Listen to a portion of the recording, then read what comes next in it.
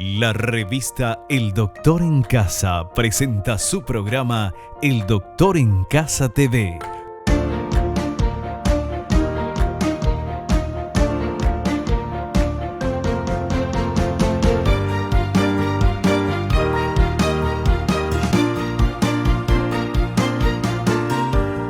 Con el patrocinio de Punto Pharma, tu salud y belleza. McDonald's, me encanta. Con el auspicio de AAS 125, con un comprimido al día, prevenís el infarto.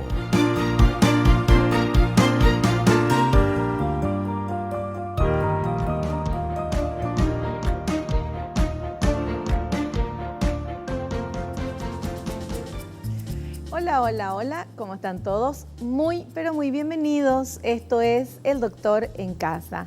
Nosotros hoy vamos a hablar de alergias. Qué tema interminable el tema de las alergias. Las alergias las hay de todo y todo el mundo puede tener. Hay gente que no es alérgico absolutamente a nada y hay personas y niños que son muy alérgicos. La alergia puede aparecer en cualquier momento de la vida y también obviamente sabemos ya cuando uno nace con ciertas tendencias a las alergias y que es todo un tema. De eso vamos a hablar hoy con nuestra invitada, la doctora Perla Alcaraz Duarte. Ella es especialista en alergia e inmunología clínica, miembro de la Sociedad Paraguaya de Alergia, Asma e Inmunología.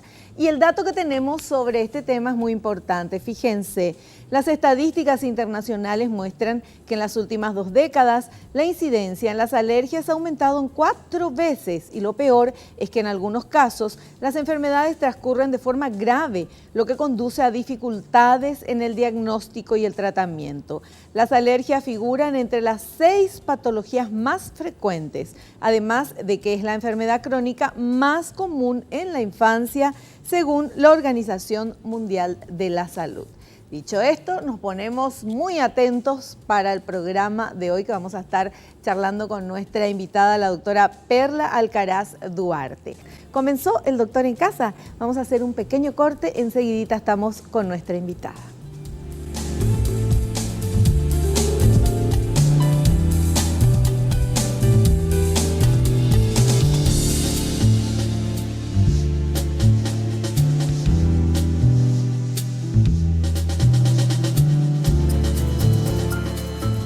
Y ya estamos con nuestra invitada, la doctora Perla Alcaraz Duarte. Ella es especialista en alergia e inmunología clínica y es miembro de la Sociedad Paraguaya de Alergia, Asma e Inmunología. Doctora, bienvenida al programa. ¿Cómo estás? Gracias, Vivi. Gracias. Feliz de estar otra vez contigo y hablar de algo que me encanta, ¿verdad? Que es la alergia. Claro. Bueno, el tema de la alergia es... en nuestro país tenemos mucha gente alérgica. Uno puede tener alergia ya al nacer y puede también en el transcurso de la vida adquirir o que se manifieste una alergia. Así mismo, hay niños que incluso dentro del vientre materno ya se sensibilizan a ciertos alimentos. Realmente son casos más raros, pero suceden, ¿verdad? Lo más común es que uno a lo largo de la vida vaya desarrollando esas alergias. Ya.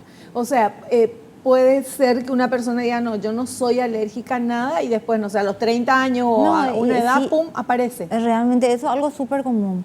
Los pacientes vienen y te dicen, yo nunca tuve alergia, doctora, ¿por qué ahora recién? Claro. Y es así, ¿verdad?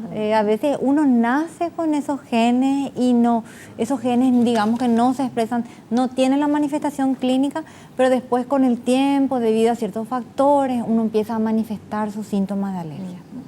Bueno, en todos los casos la alergia tiene tratamiento y tiene mejoría la persona. En todos los casos tiene tratamiento y mejoría. Lo que no podemos decir es que tenga cura, ¿verdad? Claro. Pero sí, siempre se mejora la calidad de vida del paciente. Bueno, yo me imagino que, hay cantidad de tipos de alergia, pero las alergias a los alimentos deben ser más más asustantes, más porque una persona no sabe que es alérgica, come algo y de repente se le cierra la garganta y no puede respirar, por ejemplo. Sí, realmente es, digamos, más dramático para el paciente, sí. Porque el paciente de repente empieza, después de comer algo, empieza a tener como unas ronchas, se le hinchan los labios, los ojos, estéticamente se deforma, sí. ¿verdad? Y sobre todo le falta aire, ¿verdad? Le puede llegar a faltar aire, se le cierran las cuerdas vocales, no puede hablar, no puede respirar, tiene lo que nosotros decimos broncoespasmo, se le cierran los pulmones y no puede respirar. Terrible. Y realmente la alergia alimentaria puede producir algo que se llama anafilaxia, que es potencialmente fatal.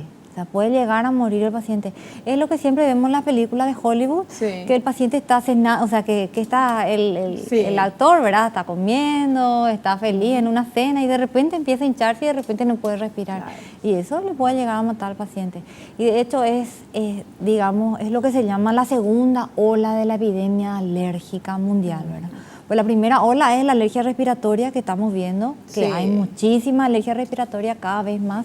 Y después de esa ola se está viniendo esta ola que es la alergia alimentaria, que se ve mucho en nuestro país, pero más se está viendo mucho en los países desarrollados también, que hay mucha alergia a los alimentos, a la leche, a la soja, al maní. ¿Eso es porque están más acostumbrados a comer alimentos procesados o por qué?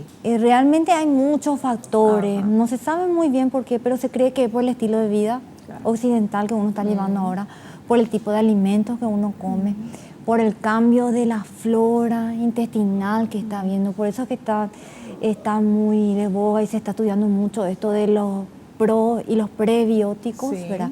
Que ayudan otra vez a tener esa variedad de flora o de flora. Nosotros le decimos a los bichitos que viven en nuestros intestinos, ¿verdad? Que son positivos, que son buenos. Positivos, que son buenos, porque dentro de nuestros intestinos nosotros tenemos toda una gama de bacterias buenas y de bacterias malas.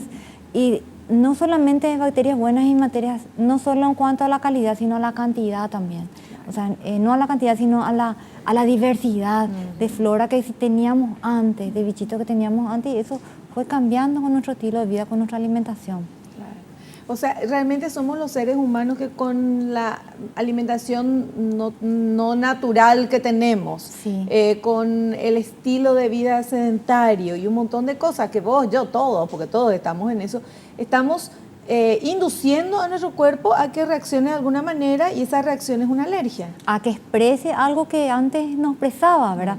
Porque realmente generaciones previas no tenían tanta alergia como hoy. ¿Qué pasó para que de repente, porque nuestro ADN, ¿verdad? Donde están todas las secuencias de lo que nosotros vamos a producir y lo que vamos a hacer, no varió mucho en estos años, pero variaron todos esos factores que hacen que se expresen de manera diferente. Claro. Entonces, y ahí empezamos a desarrollar las alergias, que realmente son formas de comportamiento que tiene nuestro cuerpo frente a cosas externas que normalmente no deberían de ser así, ¿verdad? Tomar leche no debería por qué darte alergia, pero algo hizo que últimamente los seres humanos presenten más ese tipo de respuesta a la ingestión de ese alimento. Bueno, también según yo, que estoy entrevistando siempre aquí a todos los profesionales, en algún momento alguno de ellos dijo de que cuando la mamá no le da de mamar al bebé y ya le comienza a dar otro tipo de leches muy temprano, o sea, muy de bebé, de meses, también es como que ese niño les pone a tener alergia después, ¿verdad? Realmente la lactancia materna es lo mejor que puede tener una mamá para ofrecerle a su hijo. ¿Por qué? Porque el sistema de defensa del bebé recién se desarrolla todo a partir de los 2 años. Entonces, todos esos primeros 2 añitos, el niño no tiene defensas, no tiene anticuerpos, y eso le da uno con la leche. Los anticuerpos ya están en la leche de la mamá y le protege las enfermedades. Y también se vio, ¿verdad?, que darle lactancia materna exclusiva, solo leche al bebé, previene las alergias alimentarias, evita esa exposición a cosas que no debería todavía tener el bebé, porque no es normal. En la naturaleza, lo que toman los niños son la leche que le da la mamá, ¿verdad? Es la leche de la mamá. no son leche de otro mamífero, no son leche de vaca, de cabra, de lo que sea, ¿verdad? Claro. Son lactancia materna. O sea, es Es así. importantísimo, entre paréntesis, porque podamos hablar si hay alguna manera de prevenir o de, qué sé yo, minimizar ese tema, y es justamente La lactancia materna es súper importante para eso. Perfecto. Bueno, y también están, o sea, hay miles de, eso vamos a hablar, de la cantidad de alergias que hay, de tipos de alergias, pero estamos hablando del tema de alergias alimenticias, también está el tema de la alergia yo le digo al cambio de tiempo, no sé qué nombre científico tiene eso, ¿verdad? Pero hace un poquito más de frío, hace un poquito más de calor, y hay gente que vive con la nariz tapada o chorreando, y es nada más que, no sé, al levantarse, por ejemplo, y después le pasa. Eso es alergia también, ¿verdad? Eso es realmente al cambio de clima. Cuando cambia el clima hay cambios en la presión atmosférica y eso suele desarrollar ciertos cambios en la mucosa nasal, ¿verdad? Que hace que el paciente tenga esos síntomas. Al hablar de la alergia cuando uno se levanta a la mañana tempranito, generalmente es porque el paciente está 8 horas en contacto con su colchón y generalmente ahí están los ácaros. Y la mayoría de nuestros pacientes alérgicos son alérgicos a los ácaros. Entonces, el de la mañanita temprano, el estar siempre al despertarse temprano, sí, y que pasa a las 9 de la mañana, generalmente son ácaros. En el caso del cambio de tiempo o cambio de clima, como suelen decir los pacientes, es por eso, porque hay cambios en la presión atmosférica que repercuten en nuestras mucosas. Pero muchas veces nosotros, al buscarle una causa alérgica, no encontramos en esos pacientes. Bueno, nosotros hicimos una introducción ya charlando con nuestra invitada y ahora vamos con este primer material. Por favor, señor director.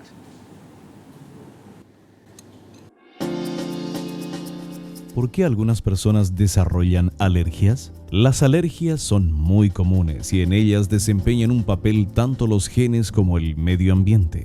De todos modos, el hecho de que usted, su pareja o uno de sus hijos sea alérgico no significa que todos sus hijos tengan que desarrollar necesariamente alguna alergia.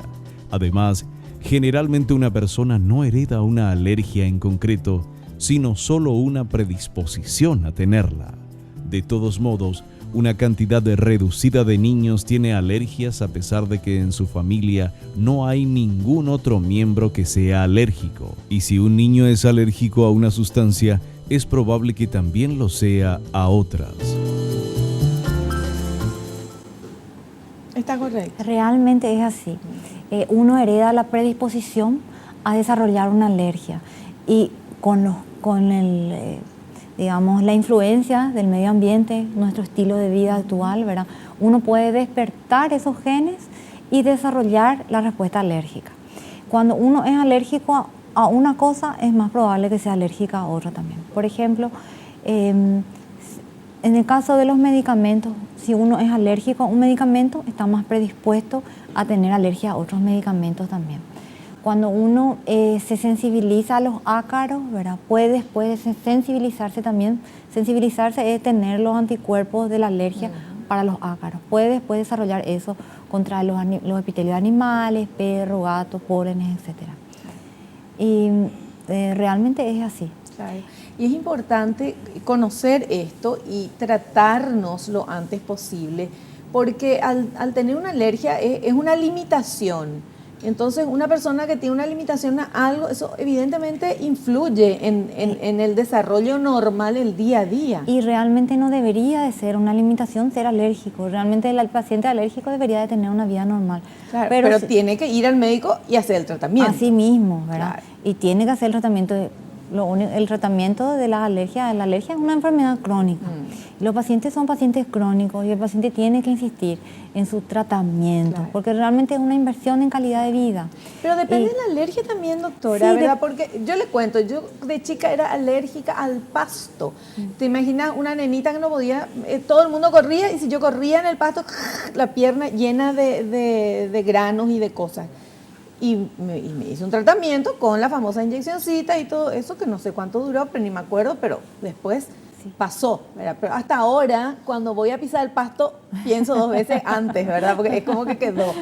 Entonces, por eso digo que es importante hacer el tratamiento, sobre todo con los niños, ¿verdad? O sea, para que no le quede ese miedito después a algo. Y los grandes, obviamente, también.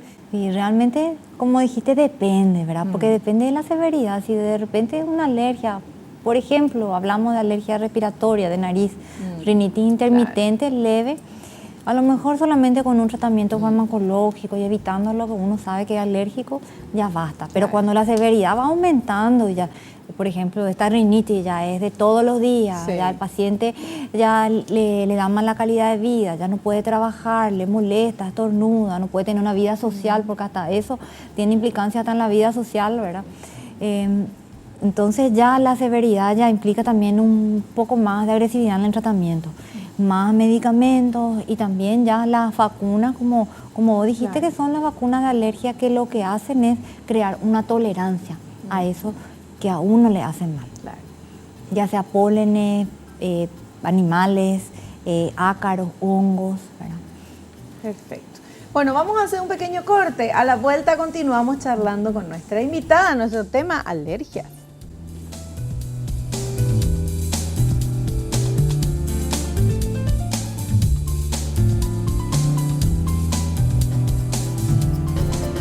Muy bien, continuamos. Estamos charlando con nuestra invitada, la doctora Perla Alcaraz Duarte. Ella es especialista en alergia e inmunología clínica, miembro de la Sociedad Paraguaya de Alergia, Asma e Inmunología.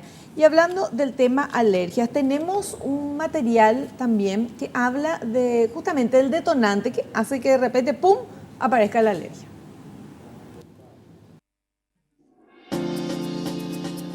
Detonantes de alergias. Una alergia es una reacción de su sistema inmunológico hacia algo que no molesta a la mayoría de las demás personas. Quienes tienen alergias suelen ser sensibles a más de una cosa.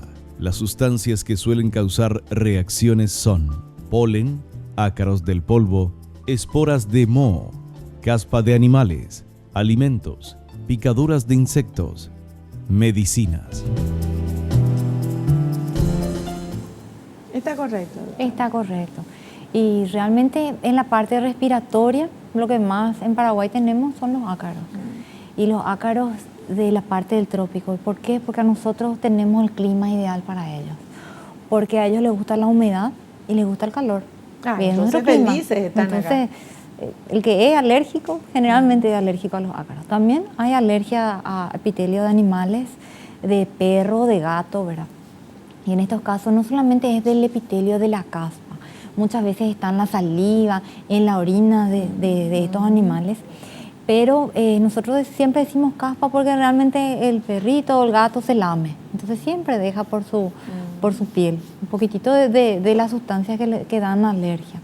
Después los mohos. Nuestro clima es ideal también para los hongos porque es muy húmedo, también tenemos mucha alergia a hongos. Y pólenes, realmente tantos pólenes no tenemos como en otros países, ¿verdad? Que en Europa, en Estados Unidos, los pólenes son las principales causas de alergia. Nosotros no tenemos tantos pólenes. Y en cuanto a reacciones a medicamentos, sí tenemos muchas reacciones a medicamentos y de diferentes tipos. Desde las reacciones de medicamentos que son de tipo anafilaxia, que ya habíamos hablado, que son las que te dan ronchas, que te cierran la garganta, que te faltan aire, hasta esas reacciones que son más de tipo tardías, que aparecen días a semanas después de usar un medicamento y que se manifiestan como ronchas persistentes en la piel, ¿verdad?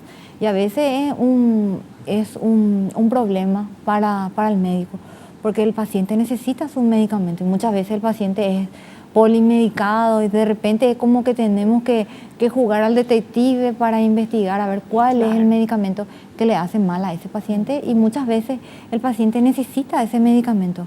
Y por más que sea alérgico, nosotros también contamos con una herramienta que se llama desensibilización. Y eso se hace, desensibilización significa crear una tolerancia temporal a un medicamento al que el paciente es alérgico. También se hace con alimentos, pero más en lo que se está usando es en medicamentos. Por ejemplo, tengamos un paciente que sea alérgico a la penicilina. Sí. Una mujer embarazada que tiene sífilis, ¿verdad? Entonces hay que ponerle, tratarle, ¿verdad? hay que ponerle. ¿Y qué vamos a hacer con ese paciente? Entonces lo que se hace es una sensibilización porque no hay otra opción. Claro. Entonces se le trata, se hace un procedimiento que se llama de sensibilización, que puede tener también reacciones adversas, también le puede dar alergia, pero la mayoría se llega a desensibilizar y el paciente tolera ese medicamento. Perfecto. Bueno, lo interesante de todo esto es que uno, lo que sacamos en conclusión, que estamos aprendiendo en el programa de hoy, es que hay tratamiento para todo tipo de alergia, que uno, no es que te vas a curar y que nunca más vas a tener, pero haciendo este tratamiento vas a tener una vida normal, ¿verdad? Entonces, eso es lo que queremos al final. Y si uno no se trata de las alergias, eso puede ir empeorando, doctora. ¿Y qué puede pasar con la persona? Así mismo, en todos los tipos de alergias, si uno no se trata, va a empeorar y por supuesto va a tener mala calidad de vida. Ahora que estamos con todas estas infecciones respiratorias y todos nuestros pacientes respiratorios, ¿verdad?, que no se tratan, tienen, digamos, crisis o exacerbaciones que si no son tratadas pueden llegar a ser graves. Realmente hoy en día un paciente no debería de morir por asma, pero hay pacientes que mueren por asma y la mayoría son muertes prevenibles. ¿Y por qué sucede esto? Porque el paciente no se trata, porque el paciente subestima su enfermedad. El paciente debería de llevar un tratamiento regular, mejorar su funcionalidad respiratoria para que no tenga estas recaídas o crisis o exacerbaciones en esta temporada, que no solamente es por el frío, sino que hay muchísimos virus circulantes y vos te imaginás, Vivi, que si sos un paciente asmático, que no está controlado, que apenas camina un poco, se sube a una escalera o empieza a hacer ejercicio, ya le falta aire, le chilla al pecho. Imagínate si eso normalmente le sucede al paciente, que le agarre una influenza y encima otra vez no se vacunó. Claro. Es terrible para un paciente asmático. Entonces, yo le insto a los pacientes que tienen cualquier tipo de alergia, sobre todo las enfermedades respiratorias, los asmáticos, los riníticos persistentes, a que consulten y tengan una consulta temprana, oportuna y controlen su enfermedad para no tener estas recaídas, para no tener que internarse, para no entrar en terapia y para no morirse, ¿verdad? No es para asustarle a la gente, pero existe y realmente es prevenible. Claro. Y está en nuestras manos. Es prevenible, está en nuestras manos y si no lo hacemos, sí se puede complicar el cuadro y puede llegar hasta la muerte. O sea, hay que decir eso. Sí. No es para asustar, es para prevenir y es para que nos demos cuenta todo de que realmente es algo muy importante. Porque uno dice, una alergia nomás. Tengo un poquitito acá, ¿no? De repente me da algo de asma, no, pero tal cosa. Siempre minimizamos y evidentemente no hay que hacer eso porque después se complica y qué tristes son algunas historias que terminan mal. Pudiendo haber tenido otro tipo de final mucho más bueno para esa persona, ¿verdad? Así mismo. Y prevenir, la prevención, ¿verdad? Que están con las inmunizaciones, las vacunas, la vacuna contra la influenza. ¿Cuántos pacientes que están en grupo de riesgo y no se vacunan? Sí, hay muchos caprichosos que están en esos grupos de riesgo y no se vacunan. Que le tienen miedo a la vacuna, porque dicen que la vacuna le va a causar enfermedad y que se van a sentir peor después, y realmente no es así. No es así. Se demostró, ¿verdad? En estudios, ¿verdad? Donde gente que se vacunaba y gente que no se vacunaba. Y la gente que se vacunaba y que no se vacunaba, igual después de la vacuna, ¿verdad? Tenían unas gripes, pero realmente son esos virus que están dando vueltas, otros virus, y justo después de la vacuna les agarró, ¿verdad?, al paciente, y entonces el paciente le echa la culpa a la vacuna y realmente no es. Y eso está demostrado con estudios. Perfecto. Que no hay que tenerle miedo, ¿verdad? Hay que vacunarse y hay que consultar. Al contrario, hay que tenerle miedo a la enfermedad, no a la vacuna. En un paciente de riesgo, una influenza puede ser catastrófico. ¿Y pacientes de riesgo quiénes son? Las pacientes embarazadas, los pacientes que tienen enfermedades pulmonares crónicas, los que son, dentro de eso están los asmáticos, están los que tienen enfermedad pulmonar obstructiva crónica, que son los que ya desarrollaron una enfermedad pulmonar, ya sea después del tabaquismo o después de lo que nosotros decimos biomasa, que son los que cocinan la leña y que con el tiempo van dañando su pulmón, ¿verdad? Están también los pacientes cardiovasculares, también son pacientes de riesgo. los niños muy pequeños y los adultos más de 65, 60, 65 años. Entonces, atenti todo el mundo con eso. Bueno, tenemos otro material, habla de los síntomas de la alergia. Vamos a ver.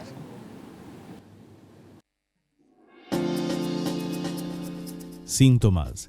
La parte del cuerpo que entra en contacto con el alérgeno afecta los síntomas. Por ejemplo, con frecuencia, si se inhala produce congestión nasal, picazón en garganta y nariz, producción de moco, tos y sibilancias. Si entra en contacto con los ojos, puede provocar ojos pruriginosos, llorosos, rojos e hinchados. Si es ingerido, puede causar náuseas, vómitos, dolor abdominal, cólicos, diarrea o una reacción grave y potencialmente mortal. Si entra en contacto con la piel, puede provocar erupción cutánea, urticaria, picazón, ampollas o descamación cutánea. Las alergias farmacológicas por lo general comprometen todo el cuerpo y pueden llevar a que se presente una variedad de síntomas.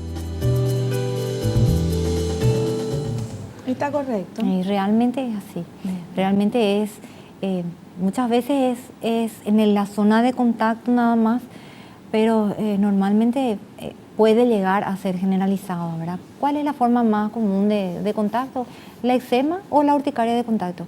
El eczema de contacto es donde uno tiene contacto con el alergeno, por ejemplo, los aritos de fantasía, que generalmente son debido a metales, al níquel o al cobalto que están en las aleaciones, entonces producen una respuesta local.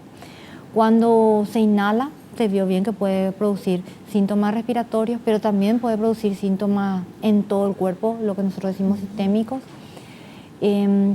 Por supuesto que cuando el alergeno o lo que da alergia es ingerido o es administrado en forma endovenosa como los medicamentos, pueden dar reacciones sistémicas, que son las anafilaxias, de lo que ya habíamos hablado.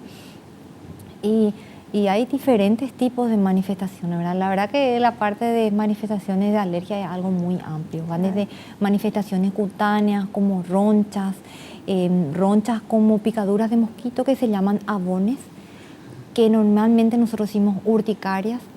Después están los eczemas que producen como una lesión crónica. Después en la parte respiratoria producen inflamación, producen aumento de la secreción nasal que da rinitis, estornudo, picazón. En la parte respiratoria producen una obstrucción de la vía aérea dando sibilancias, como se dijo, que son los chillidos, el chillido de pecho.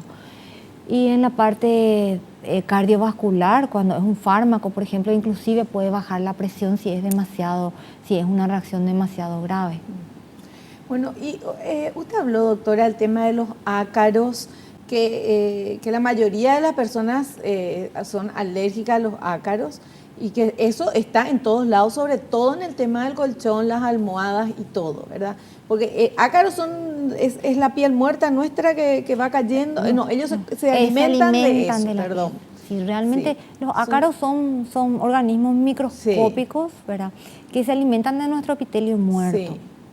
Y realmente ellos viven, por eso les gusta vivir donde nosotros estamos, ¿verdad? Claro. Les gusta estar en nuestro colchón porque ahí tienen mucho alimento, les gusta estar en el polvo estacionado también de la casa. Bueno, ¿y qué cosas hay que hacer para, no digo eliminar los ácaros, porque eso no se puede, pero por lo menos bajar por lo menos para la carga tener menos cantidad y poder tener un lugar más limpio, más sin ácaros, sin tantos ácaros? ¿Qué tenemos que hacer?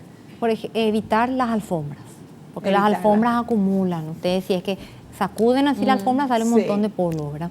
Entonces, sacar las alfombras de la casa, las cortinas también acumulan mucho polvo, entonces tratar de evitar usar cortinas o por lo menos usar, si es que no se puede, ¿verdad? Por lo menos esas cortinas de plástico que uno puede con un trapo mojado limpiar. Usar aspiradoras, pero no cualquier aspiradora, tienen que tener unos filtros especiales, filtros EPA que ya hay ahora en el mercado. ¿Sí? ¿Cómo se llama el filtro? EPA. Hay algunas marcas comerciales que tienen, entonces uno aspira y realmente uno sabe que se queda ahí. No es que aspira y sale por otro lado, ¿verdad? Después, tratar de evitar en los niños los peluches. Tratar de evitar, en el caso de que sea imposible evitar, porque hay niños que no dejan su peluche por lo menos una vez a la semana a lavarropa, ¿verdad? Pero hay gente que también a los bebés ya le pone lleno de peluche en la cuna, por ejemplo, eso no hay que hacer. Y si es un paciente con alto riesgo alérgico, no. Y no sabemos si es bebé. Si tiene antecedentes familiares de alergia, claro. si el papá es asmático, si la mamá es asmática, rinítica, si tuvieron alergia cutánea o cualquier tipo de alergia, entonces son niñitos a los cuales hay que tenerle un poquitito más de cuidado. Ya. Entonces, Perfecto. en ellos tratar de evitar eso de exponerle mucho. Ya. Genial, muy clarito. Hacemos un corte, a la vuelta continuamos. Mucho todavía tenemos que aprender con nuestra invitada.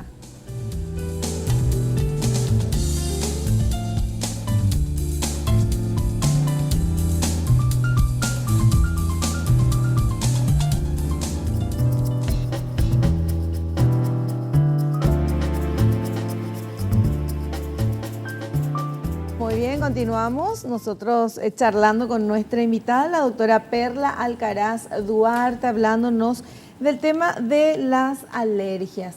Y tenemos otro material que queremos compartir con todos ustedes.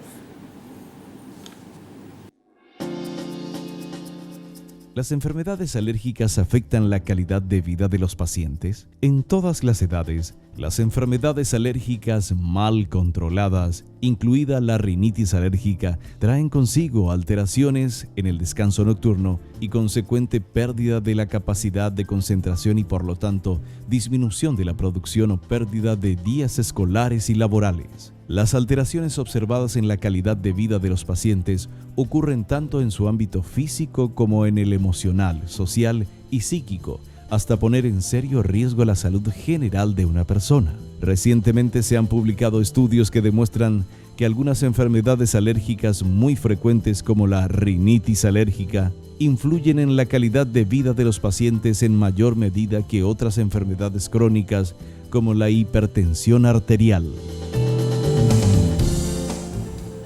Está correcto eso, doctora. Realmente está correcto. Y hay muchas enfermedades que alteran la calidad de vida y muchos estudios se han hecho con respecto a eso, porque de repente es como que necesitamos eso de justificar por qué la alergia es importante, porque la gente no nos cree, nos dice, ay, es una alergia, no, pero Sí. no nos creen, es una alergia, es una rinitis, que es lo que tanto, estornuda un poco y Sí. te molesta. Pero realmente al ver los estudios que hacen, que realmente no hace cualquiera, hace gente seria, se hacen estudios grandes en Estados Unidos, en Europa, ¿verdad? Grandes estudios poblacionales donde se ve que altera la calidad de vida y que, por ejemplo, uno de esos estudios es de la urticaria crónica. Se ha visto que pacientes, por cuestionarios, ¿verdad?, acerca de calidad de vida del paciente, evaluando la calidad de un paciente que tuvo una enfermedad coronaria, ¿verdad?, de infarto, pacientes que tienen enfermedades graves, realmente tienen como la afectación en la calidad de vida es similar al comparar los pacientes que tienen urticaria crónica que no se controlan y estos pacientes que tuvieron enfermedad coronaria. O sea, realmente es importante, afecta la calidad de vida del paciente. Y en muchos casos, como habíamos dicho en el bloque anterior, pueden llegar a afectar incluso puede ser potencialmente mortal, ¿verdad? En el caso del asma no controlada, que llegan a terapia, que fallecen por asma, en el caso de las anafilaxias, cuando no se reconocen las causas y el paciente vuelve a estar en contacto con esa causa y vuelve a presentar ese episodio, ¿verdad? Y uno puede ser alérgico y no darse cuenta que es alérgico a algo, o sea, buscando excusas nomás. Ay, se me tapó la nariz porque debe ser tal cosa, o me salió el granito porque, o no es así. Realmente el paciente llega a adaptarse a sus síntomas. Entonces el paciente muchas veces no subestima la severidad de su enfermedad. Por ejemplo, un paciente rinítico, Sí. ¿verdad?, que todas las mañanas se despierta, Sí. está hasta las 9, las 10 de la mañana. Y se vuelve adicto a la famosa gotita esa que se pone para abrir la nariz.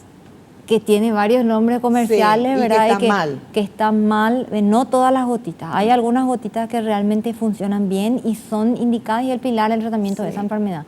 Pero hay otras que no, que el paciente se usa y que aparte de su rinitis, a su rinitis alérgica, le agrega una rinitis medicamentosa también por ese medicamento. Entonces no hay que automedicarse nomás. Y estábamos hablando acerca de que el paciente muchas veces dice, no, una subestima, rinitis, sí, una cosita así nomás. subestima su enfermedad. Realmente todos los pacientes que tienen esta rinitis, que tienen todos los días, de los pacientes que tienen rinitis persistente, se han visto en estudios que a veces hasta un 40 o un 25% tienen asma también y no se dan cuenta. Porque, ¿Cómo? porque tienen asma intermitente, ¿verdad? Como hoy en día se considera que la nariz con los pulmones forma una vía aérea única. Cuando uno tiene inflamado mucho tiempo la nariz, es más fácil que se inflame su pulmón. Entonces, en todo paciente que tiene rinitis persistente se le debe investigar también asma, porque puede también tener inflamada la vía aérea inferior. Sin haber tenido ningún episodio todavía de una cuestión. O tiene, pero muy de vez en cuando. Entonces el paciente dice que no es asma y dice que tiene una bronquitis asmatiforme o de repente nomás le molesta su pecho. No es asma. Porque hoy en día el asma es un tabú, sigue siendo un tabú en nuestra sociedad. El que tiene asma, como que no, tiene asma, ya es un enfermo. Y no debería de ser así.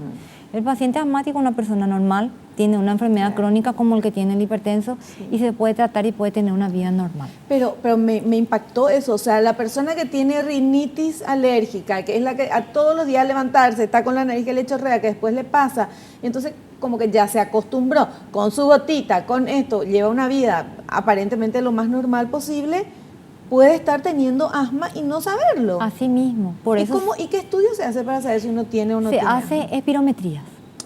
Se mide la función pulmonar de manera objetiva, ¿verdad? A través de un aparato donde se le hace soplar al paciente. Así mismo. Y no se asusten porque no te ponen multa en este aparato, no como en el otro. Es parecido. Tenés que soplar a través de una boquilla. Sí. Bueno, tenemos un material, por favor, señor director. Vamos con ese material que habla de prevención. Prevención. Evitar una sustancia puede suponer dejar de usar un determinado fármaco, instalar aire acondicionado con filtros, renunciar a tener un animal de compañía en casa o no consumir cierta clase de alimentos. Cuando no se pueda evitar totalmente el contacto con el alérgeno, es recomendable reducir la exposición al mismo, dado que algunos alérgenos, en especial los que transporta el aire, no pueden evitarse. Los médicos suelen utilizar métodos para bloquear la respuesta alérgica y prescriben medicamentos para aliviar los síntomas. La inmunoterapia alergénica puede brindar una solución en estos casos. Los antihistamínicos son los fármacos más comúnmente usados para tratar las alergias. ¿Está correcto eso? Está correcto. Realmente tenemos toda una amplia gama de medicamentos para usar en estas enfermedades alérgicas. Los antihistamínicos son los clásicamente usados, los más antiguos y que se usan hasta hoy realmente siguen vigentes. Pero también tenemos en el caso del asma los corticoides inhalados, los beta-2 de corta y prolongada acción, o sea, los sprays, la famosa pistolita para todo el mundo. Claro. A los que los pacientes muchas veces le tienen miedo también, porque piensan que se van a acostumbrar, porque dice que el que empieza a usar su aerosol ya no deja de usar, y realmente no es así. Realmente el que empieza a usar su aerosol se da cuenta que tiene beneficios y que se siente mejor y que tiene mejor calidad de vida, que tolera mejor el ejercicio, que tiene más crisis y quiere seguir usando. ¿Ese aerosol abre los bronquios o qué es lo que hace? Tenemos hay varios tipos, pero principalmente dos tipos. El que abre los bronquios los que abren los bronquios se llaman broncodilatadores.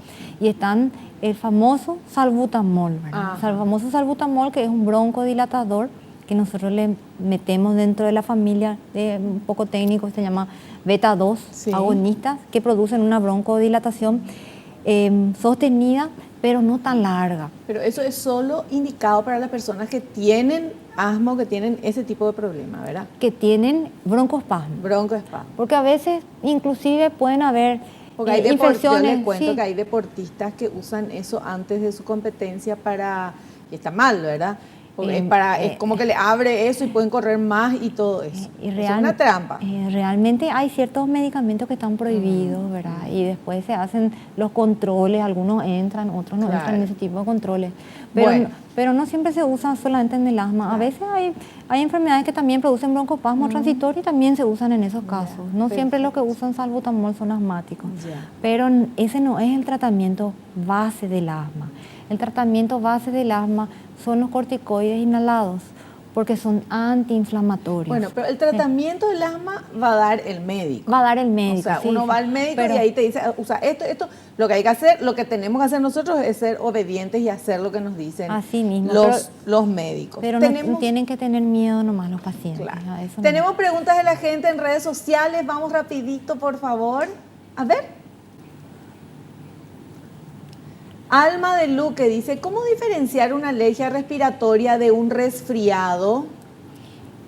Realmente si le tenés al paciente y te viene y vos lo revisás nomás es súper difícil de diferenciar. Sí. Porque los dos son rinitis, uno es una rinitis alérgica y el otro es una rinitis infecciosa viral. Y da los mismos síntomas. Te hace estornudar, te hace chorrear la nariz, te da rinorrea, ¿verdad? Te pica un poco la nariz en el caso de la rinitis alérgica, pero sobre todo, ¿cómo nosotros diferenciamos? Diferenciamos por la historia del paciente, los antecedentes que tiene el paciente, la duración de su enfermedad. Generalmente el resfriado es cortito, dura 5 o 7 días, una semana, máximo 2 semanas. La rinitis alérgica es una enfermedad crónica que dura mucho tiempo. Si de repente uno tiene síntomas de rinitis que persisten más de 2 semanas en forma reiterada, ¿verdad? Debería de investigarse una causa alérgica. Perfecto. Doctora, se acabó nuestro tiempo. Le queremos agradecer su presencia aquí en el programa y te esperamos en uno próximo. Gracias, Vivi. Gracias por la invitación. Encantada de estar acá. Igualmente. Nosotros hacemos un pequeño corte. A la vuelta vamos a estar con el doctor Jorge Vacante, médico de familia y nutricionista.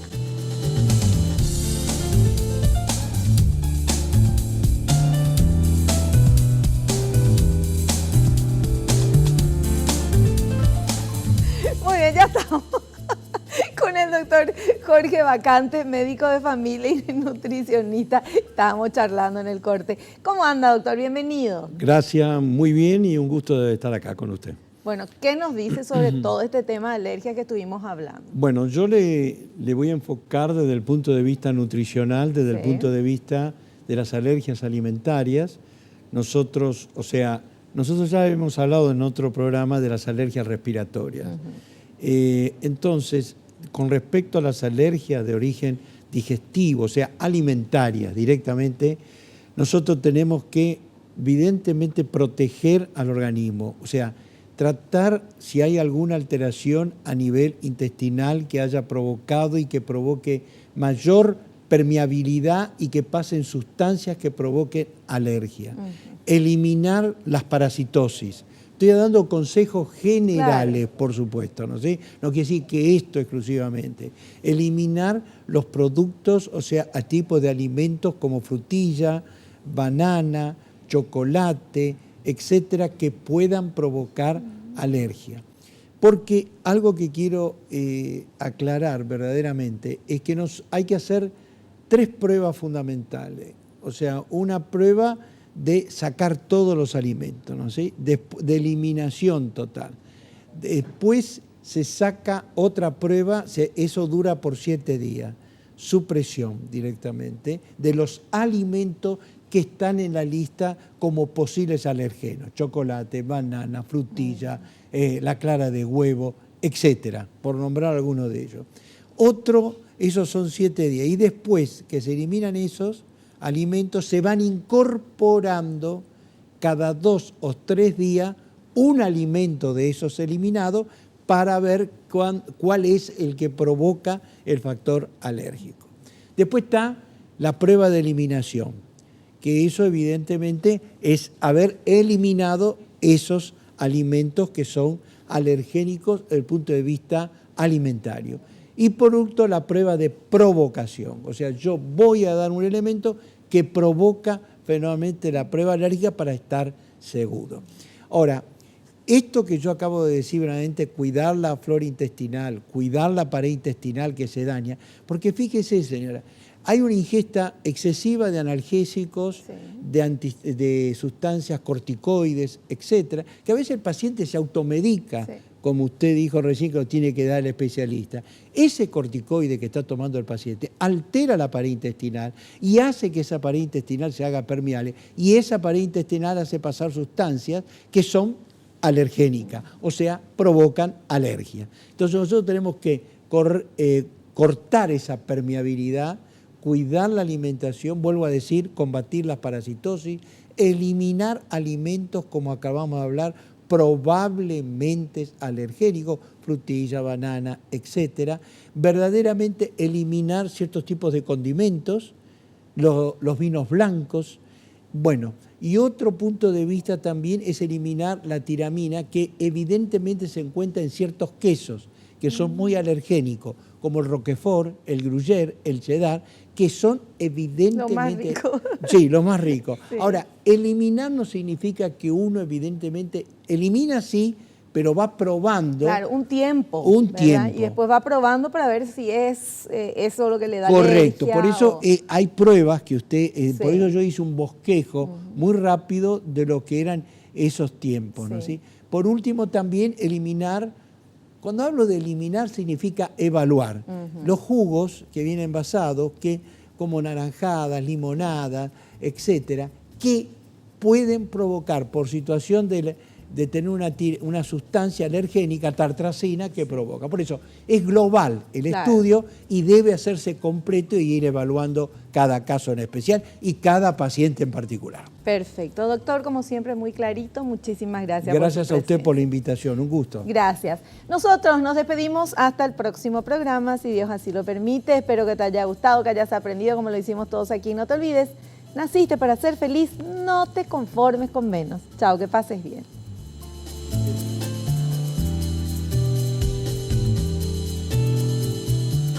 La revista El Doctor en Casa presentó su programa El Doctor en Casa TV con el patrocinio de Punto Pharma, tu salud y belleza.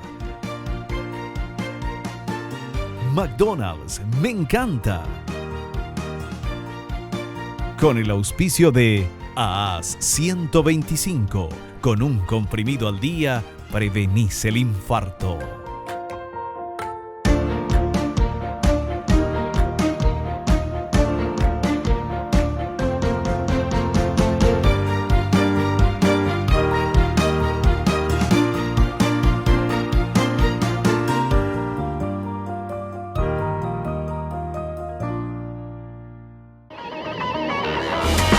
Fue una realización de Alicante.